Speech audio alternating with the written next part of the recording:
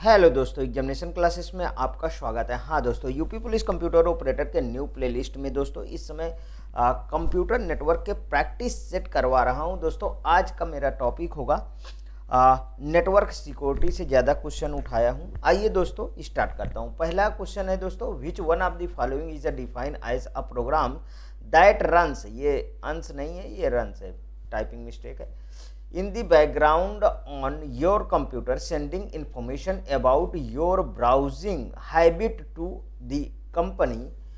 दोस्तों देखिए यहाँ से सेंटेंस आप समझिए, sending information about your browsing habit to the company that the installed in on your computer. मतलब जितना भी मटेरियल है वो कहीं ना कहीं ये भेज रहा है। इसका मतलब यही समझ में आ रहा है ना। आगे देखिए, वह प्रोग्राम जो आपके कंप्यूटर की पृष्ठभूमि से चलता है, मतलब पीछे चलता रहता है, ठीक है, और आपकी ब्राउजिंग आदतों की जानकारी आपके कंप्यूटर पर प्रोग्राम इंस्टॉल्ड करने वाली कंपनी को भेजता रहता है। मैंने कहा ना कि इससे यही पता चलता है कि ये कहीं ना कहीं आपका जितनी भी जानकारी इंफॉर्मेशन है उसको ये भेज रहा है।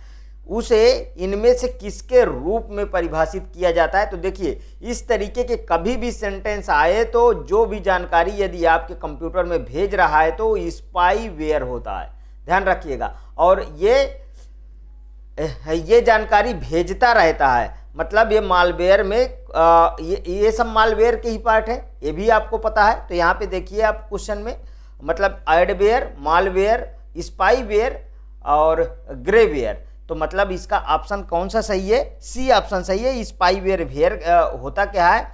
एक तरीके का ये दोस्तों क्या है, ये एक मालवेयर है, ठीक है। ये क्या है दोस्तों? ये मालवेयर है, ठीक। इसके द्वारा उपयोगकर्ताओं की गैर जानकारी, ठीक है, गैर जानकारी में जितनी भी इंफॉर्मेशन प्राप्त कर लेता है, यह मालवेयर कंप्यूटर पे इंस्टॉल्ड किया जाता है, ध्यान रखिएगा।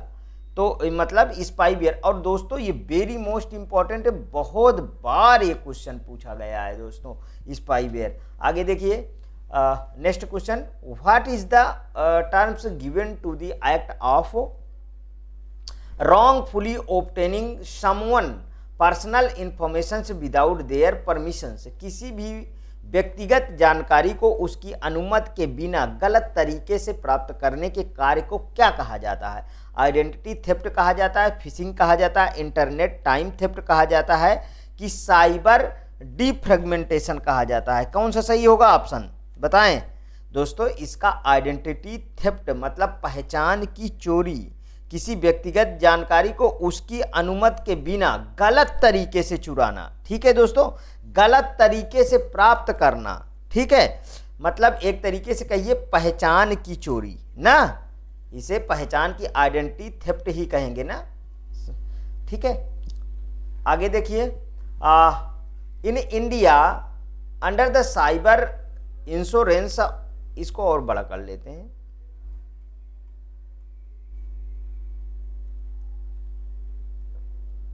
अब सही है। देखिए, in India under the cyber insurance for the individuals which of the following benefits are generally covered in additional to payment for the loss of fund and other benefits. Bharat में किसी व्यक्ति के साइबर बीमा कराने पर निधि की हानि की भरपाई एवं अन्य लाभों के अतिरिक्त सामान्यतः निम्नलिखित में से कौन कौन से लाभ दिए जाते हैं? ठीक है, यहाँ पे देखिए कौन कौन से लाभ दिए जाते हैं, उनके बारे में अब आप डिटेल से इनको पढ़िए। पहले, cost of restoration of the computer system in case of the malware disrupting access to one's computer. यदि कोई मालवेयर कंप्यूटर तक उसकी पहुंच बाधित कर देता है तो कंप्यूटर प्रणाली को पुनः प्रचालित करने में लगने वाली लागत। आगे देखिए next question, cost of a new computer if some miscreant wilfully the damages it if proofs so. यदि यह प्रमाणित हो जाता है कि किसी शरारती तत्व द्वारा जानबूझकर कंप्यूटर को नुकसान पहुंचाया गया है, तो यह नए कंप्यूटर की लागत। तो देखिए दोस्तों, अभी तक ये पहला वाला तो सही जा रहा है, यदि कोई मालवेयर कंप्यूटर तक उसकी पहुंच बाधित कर देता है तो कंप्यूटर प्रणाली को पुनः प्रमाणित में लगने वाली लागत, ये सही है। लेकिन किसी व्यक्ति के द्वारा बाधित किया जाता है तो ये तो गलत ही होगा ना, किसी व्यक्ति के द्वारा बाधित किया। आगे देखिए, यहाँ पे cost of the hiring a specialised consultant to minimise the loss in case of cyber extortion ना, एक्सटोरेशन। यदि साइबर बलात् ग्रहण होता है तो इस हानि को न्यूनतम करने के लिए विशेषज्ञ परामर्शदाता की सेवाएं लेने पर लगने वाली लागत। ठीक है, ये भी दोस्तों सही है ना, ये भी तो सही है। आगे देखिए, cost of defence in the cost of law if any third party files a suit. यदि कोई तीसरा पक्ष मुकदमा दायर करता है तो न्यायालय में बचाव करने में लगने वाली लागत, ये भी सही है। ठीक है, आगे देखिए, select the correct answer using the code given below. अब यहाँ पे देख लीजिए, मैंने सेकंड को डिस्कार्ड कर दिया है और तो मेरे अकॉर्डिंग सभी सही है। Select the correct answer using the code given below, मतलब देखिए यहाँ पे 2 आया, ये गलत हो गया। 1 3 4 ये दूसरा ऑप्शन सही है, ये 2 यहाँ पे 2 ये सब गलत हो गए। ठीक है, समझ में आया। आगे चलिए नेक्स्ट क्वेश्चन पे।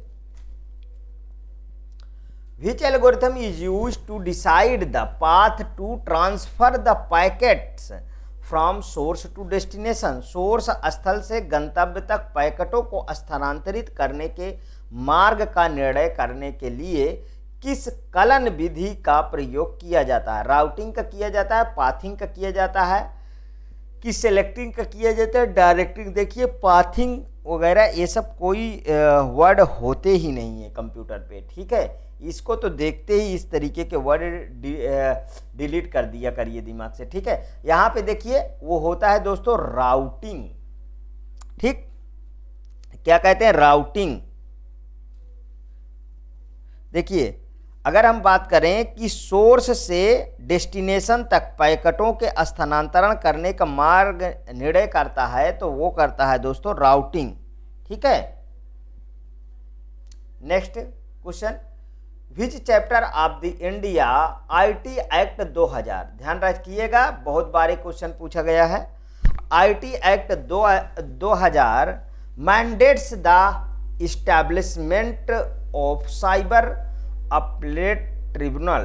भारतीय आईटी अधिनियम 2000 का कौन सा अध्याय साइबर अपीली न्यायाधिकरण की स्थापना को अनिवार्य बनाता है? ठीक है, यह है दोस्तों चैप्टर 10। ध्यान रखिएगा, चैप्टर 5 नहीं है, चैप्टर 10 है। ये ना 9 है और ना तो 7 है। आईटी अधिनियम कब बना था दोस्तों? ये 2000 में बना था। ठीक है, और ये चैप्टर 10 में साइबर अपीलीय न्यायाधिकरण की स्थापना को अनिवार्य बनाता है। ठीक है, इसमें एक प्रावधान भी है, उसको भी समझ लीजिए। केंद्र सरकार अधिसूचना द्वारा एक या अधिक अपीलीय न्यायालयों की स्थापना करेगी, जिसे हम साइबर विनियम अपीलीय न्यायाधिकरण के रूप में जाना जाएगा। किसके रूप में? मैं यहाँ पे लिख देता हूँ, साइबर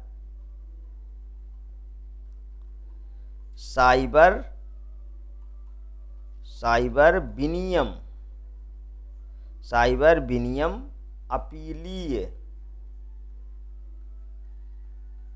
अपीलीय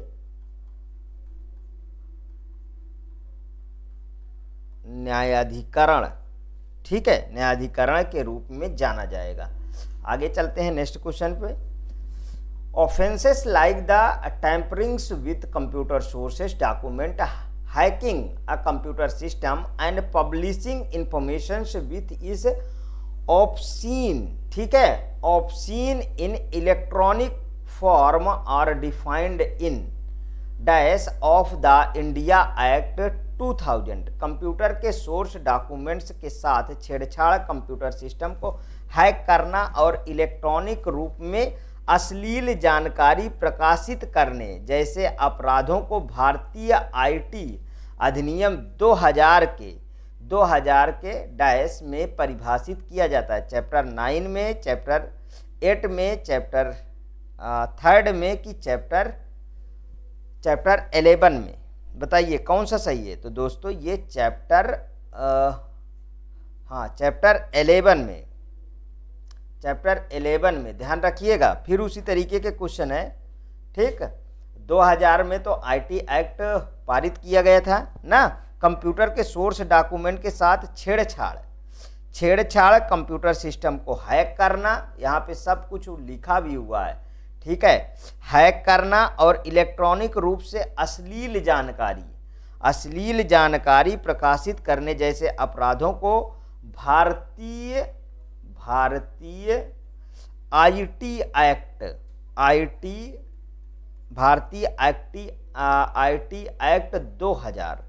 2000 के अध्याय 10 में, ठीक, सॉरी अध्याय 10 वाला तो हो गया, अध्याय 11 में ना, अध्याय 11 में इसे डिक्लेयर किया गया है, ध्यान रखिएगा। और यहाँ पे जो था ये अपराध साइबर अपीली न्यायाधिकरण की स्थापना को अनिवार्य बनाता है, वो चैप्टर 10 है। बहुत अच्छे क्वेश्चन है दोस्तों, इससे क्वेश्चन पूछे जा रहे हैं, इसलिए इनको आप ध्यान में रखिएगा। आगे देखिए, dash is the illegal reproductions and distribution of software application. Dash software application को अवैध उत्पादन और वितरण है। सॉर्टिंग है कि पायरेसी है कि क्रैकर है कि वायरस है। अच्छा क्वेश्चन है ना, प्राइवेसी है, ठीक है, पायरेसी है ना। अब देखिए सॉफ्टवेयर पायरेसी होता क्या है, इसके बारे में आप मुझसे जानेंगे। सॉफ्टवेयर पायरेसी कहा जाए एक गैर कानूनी रूप से कॉपी किए जाने वाले सॉफ्टवेयर के रूप में जाना जाता है, ठीक है। एक तो शब्द याद कर लीजिए, गैर कानूनी है ये, ठीक है, गैर कानूनी है और कॉपी कर देते हैं इसको, ठीक है।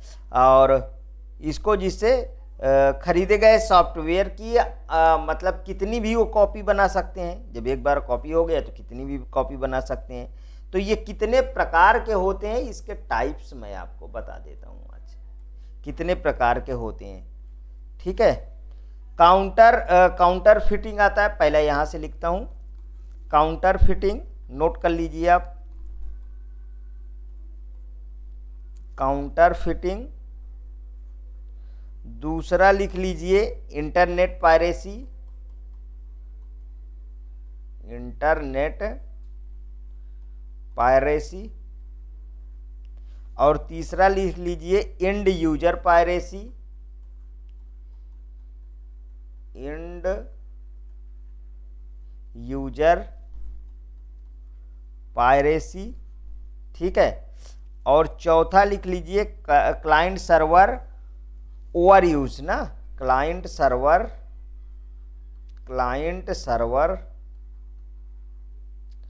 Over use. और पांचवा लिख लीजिए आप हार्ड डिस्क लोडिंग,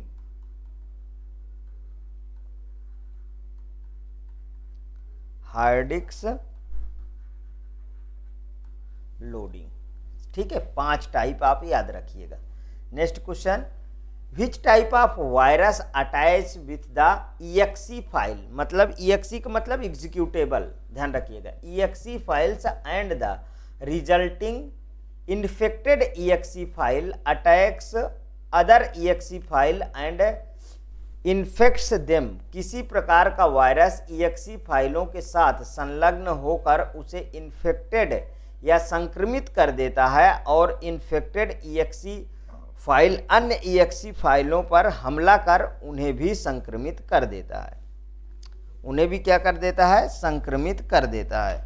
तो इसे क्या कहते हैं, parasitic virus, boot sector virus की स्टील्थ वायरस की मेमोरी रिसाइड्स वायरस। तो दोस्तों इसको पैरासिटिक वायरस बोलेंगे ना, ठीक है, पैरासिटिक वायरस। अच्छा ये होता क्या है पैरासिटिक वायरस, इसके बारे में भी जानते हैं। देखिए एक तरीके का क्या है, सबसे पहले जान लीजिए, ये तो वायरस है, ठीक है। यह एक कंप्यूटर वायरस है जो एग्जीक्यूटेबल फाइलों के साथ, ठीक है,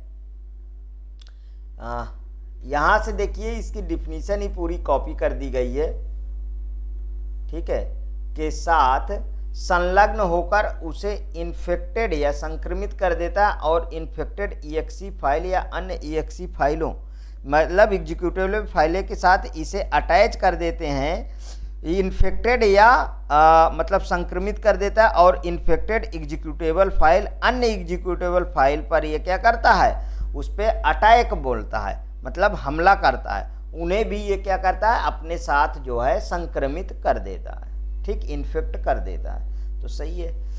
which mechanism is use by the computer virus worm to duplicate itself. Computer virus द्वारा स्वयं की पुनरावृत्ति के लिए किस युक्ति का प्रयोग किया जाता है, किस युक्ति का प्रयोग किया जाता है, स्वैप का कि इंक्रीमेंट का, स्पॉन का, वार्म का, बताइए कि स्वार्म का किस युक्ति का ये प्रयोग करता है। बहुत भारी क्वेश्चन पूछा गया है दोस्तों, ये है दोस्तों स्पॉन होता है, स्पॉन। देखिए अच्छा, कंप्यूटर वायरस है क्या, वायरस भी एक तरीके का दोस्तों प्रोग्राम है, थ्योरेटिकल वीडियो में सब बता चुका हूं, आप वहां से इसको एक्सेस कर सकते हैं, ठीक है। जो अपनी स्वयं की क्या बनाता है, कॉपी बनाता है, स्वयं की कॉपी बनाता है और उपयोगकर्ता की अनुमति के बिना उसे कंप्यूटर में क्या कर देता है, संक्रमित कर देता है, ठीक है। कंप्यूटर वायरस में स्वयं की पुनरावृत्ति के लिए स्पॉन का प्रयोग किया जाता है, ठीक है। और कंप्यूटर से मतलब एक कंप्यूटर से दूसरे कंप्यूटर में ये तभी फैल सकता है जब इसका होस्ट एक असंक्रमित कंप्यूटर से लाया जाए। समझ में आया? तभी ये फैल सकता है जब इसका होस्ट एक असंक्रमित कंप्यूटर से लाते हैं, तभी। ये बात को ध्यान रखिएगा। Next question, which is the other name for crackers, the malicious hackers who infiltrate secure system in order to the steal information or cause damage। Crackers विद्वेषपूर्ण हैकर है जो सूचना की चोरी करने की क्षति पहुंचाने के उद्देश्य से सुरक्षित प्रणालियों में घुसपैठ करते हैं। अन्य किस नाम से जाना जाता है? ब्लैक हैट्स के, इनफिल्ट्रर की, पायरेट्स की, डिजिटल रोग्यूस के। देखिए ये यूपीपी कंप्यूटर ऑपरेटर 21/12/2018 को पूछा गया है। कितना अच्छा क्वेश्चन है कि नहीं?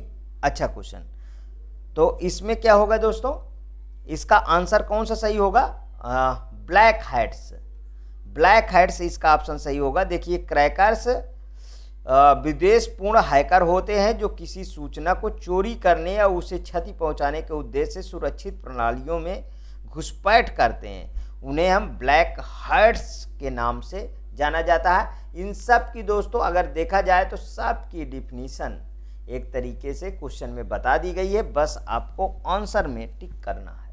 Next question, a person who uses his or her expertise to gain access to another person computers to get information illegally or to do damage is a। एक व्यक्ति जो गैर कानूनी रूप से जानकारी प्राप्त करने या नुकसान करने के लिए किसी अन्य व्यक्ति के कंप्यूटर तक पहुंच प्राप्त करने के लिए अपनी विशेषज्ञता का प्रयोग करता है, वह है, ठीक है। फिर से पूरी डिफिनीशन कॉपी है ना, वो उसे क्या कहते हैं? उसे हैकर कहते हैं, ठीक। गैर कानूनी रूप से किसी की भी जानकारी प्राप्त करना और उसे नुकसान पहुंचाना, अन्य व्यक्ति के कंप्यूटर तक उसे ट्रांसफ़र करना, ठीक है। ये सब क्या किस में आता है दोस्तों? ये सब गैर कानूनी में, और ये काम कौन करता है? हैकर करता है। ये तो बहुत अच्छा क्वेश्चन था। आगे देखिए, one who the gain unauthorised access destroys vital data denied the legitimate users service और causes the problems for their targets is called. जो अनधिकृत पहुंच प्राप्त करता है महत्वपूर्ण डेटा को नष्ट करता है, वैध उपयोगकर्ताओं की सेवा को अस्वीकार करता है या उसके लक्ष्यों के लिए समस्याएं पैदा करता है, वो क्या कहलाता है? वो क्या कहलाता है? क्रैकर कहलाता है ना। व्हाइट हैट हैकर नहीं, प्रोग्रामर, डाटाबेस एडमिनिस्ट्रेशन, उसे क्या बोलते हैं दोस्तों? क्रैकर। क्रैकर अनधिकृत पहुंच प्राप्त करता है, महत्वपूर्ण डाटा को नष्ट भी करता है, वैध उपयोगकर्ताओं की सेवा को अस्वीकार भी कर देता है और उनके लक्ष्यों के लिए समस्याएं पैदा भी कर देता है, तो उसे कहते हैं दोस्तों क्रैकर। याद रखिएगा। अब देखिए यहाँ what is the virus. Virus क्या है? बहुत अच्छा क्वेश्चन पूछा गया। तो सबसे पहले आप जान लीजिए यहाँ पे कि वायरस एक प्रोग्राम है। वायरस क्या है दोस्तों? एक प्रोग्राम है। वायरस एक प्रोग्राम है और ये क्या करता है और कौन कौन काम करता है? ये करता है दोस्तों कॉपी इटसेल्फ करता है, कॉपी इटसेल्फ। और क्या करता है? इन्फेक्ट करता है, इन्फेक्ट करता है, इन्फेक्ट। और इन्फेक्ट कैसे करता है? विदाउट परमिशन और नॉलेज, यूजर के बिना परमिशन के इन्फेक्ट करता है। तो ये तीन चीजें आप याद कर लीजिए, बस इसमें से आप मिला लीजिएगा।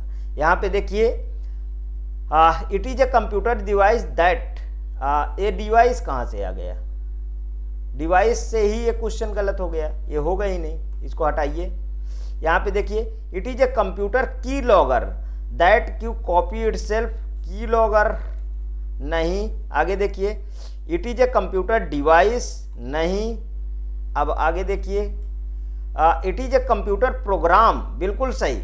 यहाँ पे देखिए it is a computer program that a copy itself and infect. देखिए जितनी चीजें बताया वो कीवर्ड से आपको यदि याद है तो आप हरदम सही कर पाएंगे दोस्तों। A computer without the permission और नॉलेज ऑफ यूजर।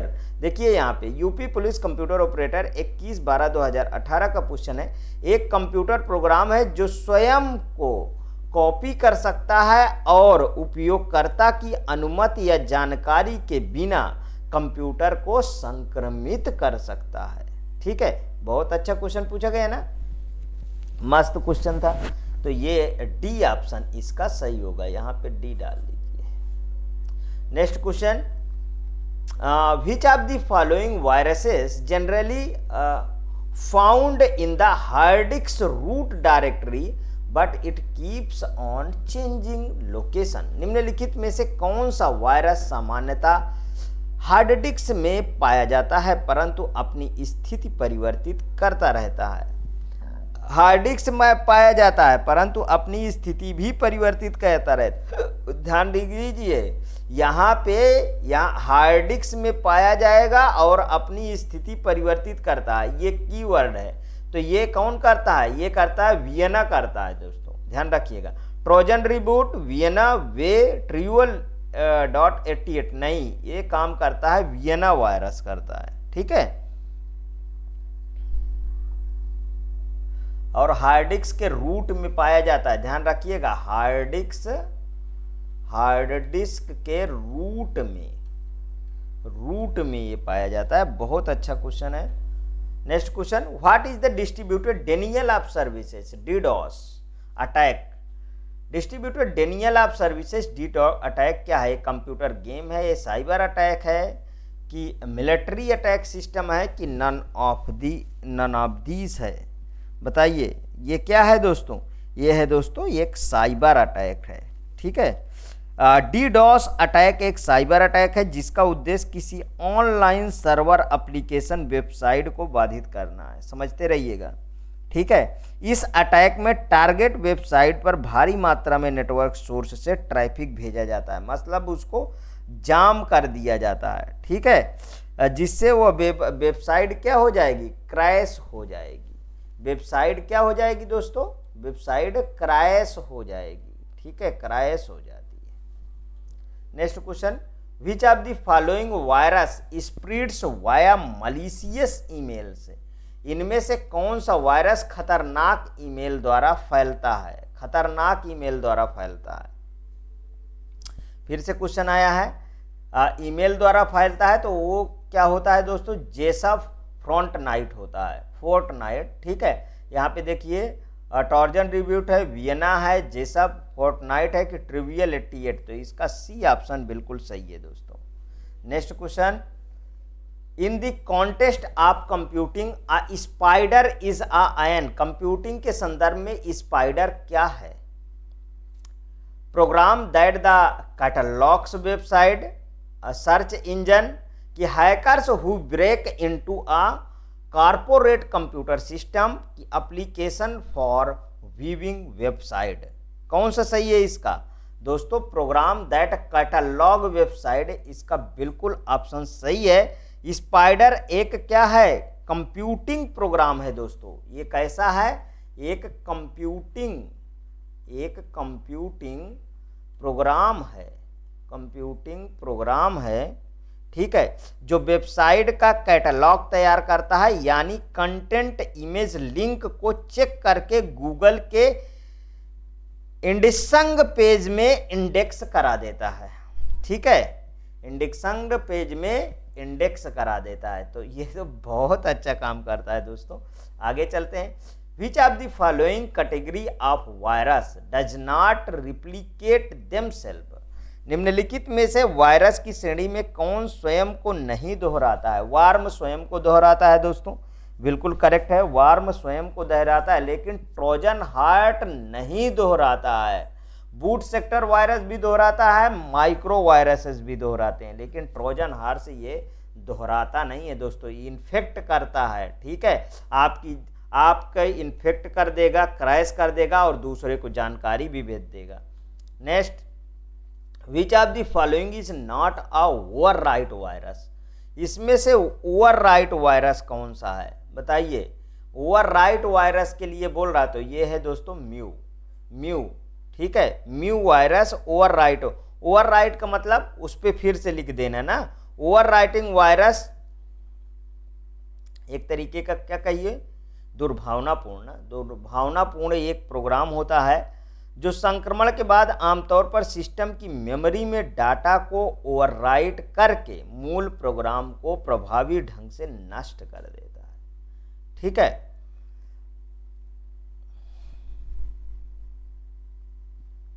नष्ट कर देता है ना। ठीक, आगे देखिए।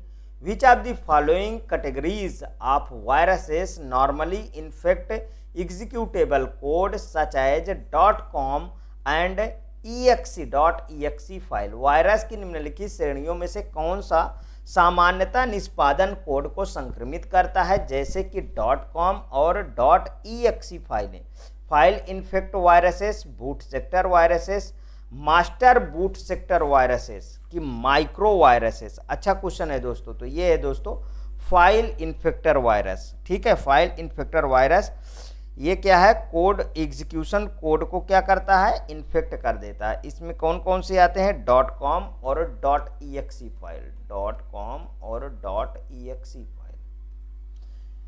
.exe मतलब executable file. Which of the following provides internet access by the transmitting digital data over telephone lines? अब यहाँ से दोस्तों डाटा ट्रांसमिशन में क्वेश्चन में ज़्यादा है मेरे पास। डाटा ट्रांसमिशन सर्विसेज के यहाँ से क्वेश्चन है। आगे देखिए। Which of the following provides the internet access by transmitting digital data over telephone line? Telephone lines पर डिजिटल डाटा संचारित करके इंटरनेट को एक्सेस निम्नलिखित द्वारा प्रदान किया जाता है। Lease line, digital subscriber line मतलब DSL, ठीक है, डिजिटल सिग्नल लाइन की नन ऑफ दीज। तो ये है दोस्तों आपका बी ऑप्शन बिल्कुल सही है, डिजिटल सब्सक्राइबर लाइन, इसे बोलते हैं DSL। देखिए डिजिटल DSL डायलॉग अप सेवा की तरह ही टेलीफोन लाइन का प्रयोग करता है। डायलॉग कनेक्शन आपको पता होगा, पहले जो है जैसे मोबाइल के नेट को हम कंप्यूटर से जोड़ते थे तो डायलॉग कनेक्शन हमको कनेक्ट करना होता था, ठीक है। परंतु यह डायल अप सेवा की तुलना में तेज स्पीड प्रदान करता है। इस सेवा में मॉडेम की आवश्यकता होती है जो टेलीफोन लाइन को कंप्यूटर से जोड़ता है, ठीक है, उसे कहते हैं डिजिटल सब्सक्राइबर लाइन। आगे एडीएसएल देखिए, एडीएसएल डैश डेटा दरों को अंतिम प्रयोक्ता से केंद्रीय कार्यस्थल तक अपरिगामी दिशा की अपेक्षा केंद्रीय कार्यस्थल से अंतिम प्रयोक्ता तक अधोगामी दिशा में प्रदान करता है। उच्चतर है, निम्नतर है, बराबर है कि उच्चतर या निम्नतर। देखिए UP triple S C computer operator 10/1/2000 में ये पूछा गया है, तो इसका कौन सा दोस्तों उच्चतर सही है, एडीएसएल। इसका फुल फॉर्म लिख लीजिए, एडीएसएल का क्या होता है, ठीक है।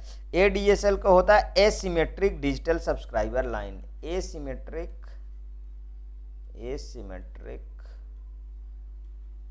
डिजिटल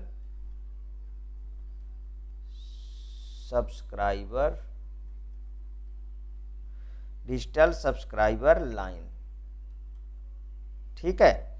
एक प्रकार का डिजिटल सब्सक्राइबर लाइन तकनीकी है जो पारंपरिक वायस मॉडेम की तुलना में कॉपर टेलीफोन लाइनों पर तेजी से डेटा ट्रांसमिशन को सक्षम बनाती है। समझ में आया।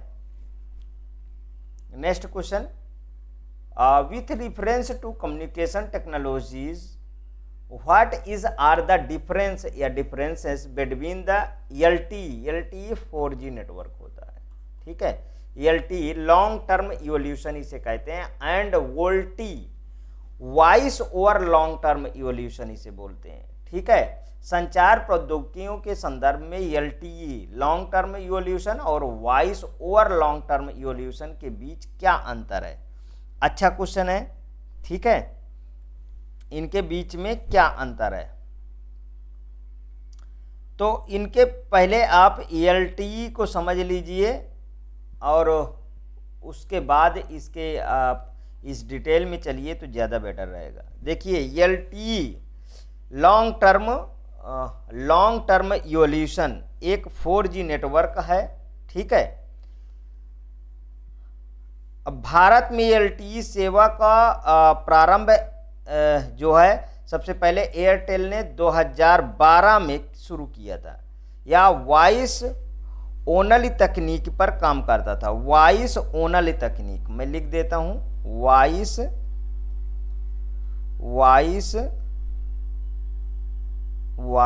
ओनल तकनीकी, ओनल टेक्नोलॉजी पे काम करता था, ठीक है, कार्य करता। और voice over long term evolution, ठीक है, यह एक पूर्णतः 4G नेटवर्क है। देखिए ये 3G और 4G के बीच का नेटवर्क था, 3G और 4G के बीच का नेटवर्क था। कौन सा 4G, ठीक है, मतलब LTE था, ठीक, LTE। अब यहाँ पे देखिए ये पूर्णतः 4G नेटवर्क था, वो था OLT, ठीक है, voice over long term evolution. यह भी दोस्तों ये 4G तकनीकी पे काम करता था। OLT सेवा प्रारंभ इसका जो है दोस्तों रिलायंस शायद कंपनी ने किया था, रिलायंस, इसका प्रारंभ रिलायंस कंपनी द्वारा किया था। OLT ये वॉइस ओवर टेक्नोलॉजी पे काम करता है, ठीक है। और ये दोस्तों वॉइस ओनल तकनीकी पे काम नहीं करता, ठीक, वॉइस ओवर तकनीकी पे काम करता है, ठीक। अब इसमें से इतनी डिटेल दे दिया हूं तो यहां पे आप देखिए कौन सा सही है। LTE is commonly marketed as a 3G and VoLTE is commonly, बिल्कुल गलत। यहाँ पे देखिए LTE is a date only the technology, बिल्कुल गलत। मतलब इसका तो ऑप्शन क्या बन रहा है, सेलेक्ट द करेक्ट आंसर। तो इसका देखिए नीदर 1 नॉर 2, ठीक। अब मैं आपको इतना डिटेल दे दिया हूँ कि कभी भी आ जाएगा आपके सामने क्वेश्चन तो आप कर पाएंगे। The technology that the provides the high internet speed over the telephone writing is called. Telephone wiring पर उच्च इंटरनेट गति प्रदान करने वाली तकनीकी को क्या कहा जाता है? एडीएसएल कहा जाता है, एएलएसडी कहा जाता है कि एएसएलडी कहा जाता है, एडीएलएस कहा जाता है। ठीक है, तो ये दोस्तों पहला ऑप्शन इसका सही है, एडीएसएल कहा जाता है। ठीक है, एडीएसएल का अभी अभी फुल फॉर्म मैंने बताया था, एसिमेट्रिक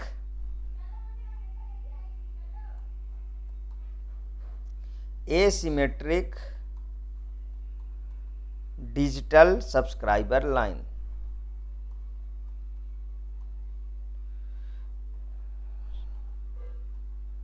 ठीक है, एडीएसएल।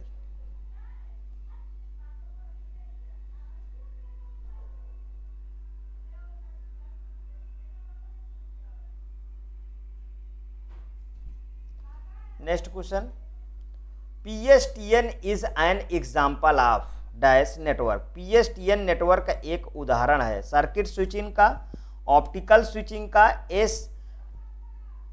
एसिंक्रोनस ट्रांसफर मोड की स्विचिंग का। कौन सा सही है इसका? कि पैकेट स्विचिंग का। बहुत अच्छा क्वेश्चन पूछा गया है दोस्तों। पीएसटीएन दोस्तों सर्किट स्विचिंग का जो है एक एग्जाम्पल है। ठीक, देखिए सर्किट स्विचिंग एक दूर संचार नेटवर्क को लागू करने का एक तरीका है जिसमें दो नेटवर्क नोड संचार करने से पहले नेटवर्क के माध्यम से एक समर्पित संचार चैनल स्थापित करते हैं। ध्यान रखिएगा। ठीक, next question, ISDN is a telecommunication technology where the ISDN एक दूर संचार प्रौद्योगिकी है। दूर संचार प्रौद्योगिकी है। वॉइस, वीडियो, डाटा ऑल और ट्रांसमिशन साइमल्टेनियस। बिल्कुल करेक्ट दोस्तों, इसमें कुछ नहीं सोचना है। ध्वनि, वीडियो और डाटा के साथ साथ संचरित होते हैं। आगे देखिए, विच one of the following is not a wired broadband. Not a wired broadband, तो देखिए dial up wired broadband, cable wired broadband, satellite नहीं है। ठीक है, ये तो वायरलेस है ना, वायरलेस है। ठीक है, digital subscriber DSL wire broadband, तो इसका सी ऑप्शन बिल्कुल करेक्ट है। यहाँ पे देखिए, which of the following statement is are true. निम्नलिखित में से कौन सा से कथन सत्य है? सत्य के बारे में अब फिर से आपको जानकारी देना है, तो भैया चलिए देते हैं सत्य के बारे में। In term of security a dial up connection is a better than the broadband connection. Dial up connection is better than the, इसमें क्या है, इज आर ट्रू ना, तो ये तो मुझे सही लग रहा है दोस्तों। आगे देखिए, in a term of the cost broadband connection is the better than the dial up connection. दोस्तों इसका बी ऑप्शन सही है, ओनली फर्स्ट।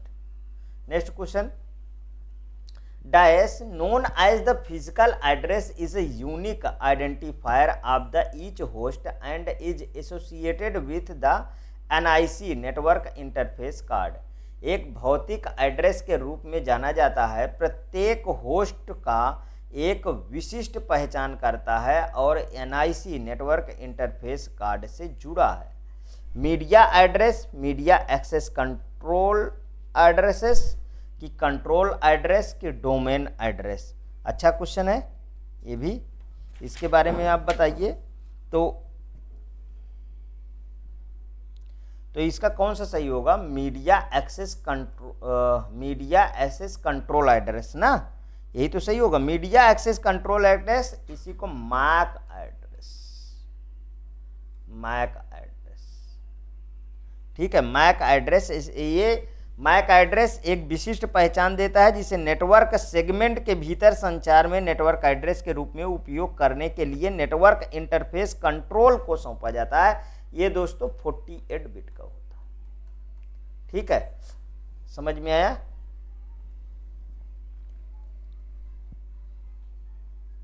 आगे देखिए दोस्तों, एक और क्वेश्चन है, Ethernet is also known as, Ethernet के अन्य किस रूप में जाना जाता है। बहुत अच्छा क्वेश्चन पूछा गया है दोस्तों। 803.2, 802.3, 802.5, 802.11b। ये देखिए कंप्यूटर ऑपरेटर 21/12/2018 को 802.3, ठीक है, ठीक, ईथरनेट, जिसे आप क्या DIX, डिजिटल इंटेल जेरोक्स, यहां पे मैं लिख देता हूं इसका फुल फॉर्म भी, डिजिटल इंटेल एंड जेरोक्स, ठीक है, जेरोक्स। और इसी को दोस्तों 802.3 के नाम से भी जाना जाता है। ये रहे दोस्तों आज के आपके कंप्लीट करवा दिया हूं ये सेट। हाँ, यदि आपको अच्छा लगे तो प्लीज़ और प्लीज़ मेरे एग्जामिनेशन क्लासेस को सब्सक्राइब कर लीजिए, वीडियो को लाइक करिए, ज़्यादा से ज़्यादा दोस्तों में शेयर करिए। हाँ, अपनी प्रतिक्रिया कमेंट बॉक्स में ज़रूर प्रस्तुत कीजिए। ओके दोस्तों, थैंक यू।